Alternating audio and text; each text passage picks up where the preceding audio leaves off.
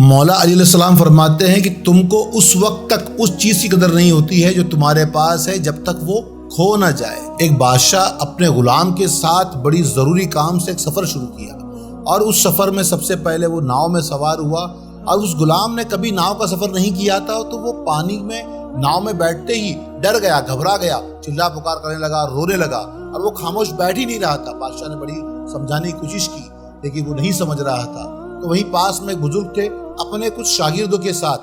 تو بزرگ نے کہا کہ اگر بادشاہ تم کہو تو میں اس کو چپ کرا دوں۔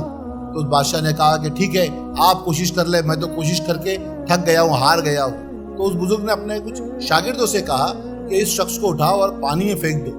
تو ان شاگردوں نے ایسا ہی کیا، اس شخص کو اٹھایا اور پانی میں پھینک دیا۔ پانی میں جب پھینک دیا تو وہ ڈوبنے لگا، وہ چلا پکار مچانے لگا کہ بچاؤ مجھے، بچاؤ مجھے، بچاؤ۔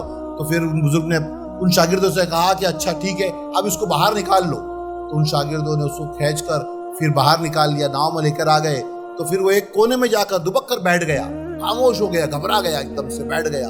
تو بادشاہ نے کہا کہ یہ کیسے ہوا؟ تو ان بزرگ نے کہا کہ جب تک اس کو تکلیف نہیں ہوئی تو اس کو آرام کا احساس نہیں ہوا۔ ایسے ہی جب انسان آرام سے ہوتا ہے، بڑا کمفرٹیبل ہوتا ہے، لیکن وہ یہ کہتا ہے کہ بڑا میں تکلیف میں ہوں، پریشان ہوں، چلا پکار کرتا ہے، لیکن جب اس پہ اصل تکلیف آتی ہے تب پتہ چلتا ہے کہ وہ کتنے آرام سے تھا۔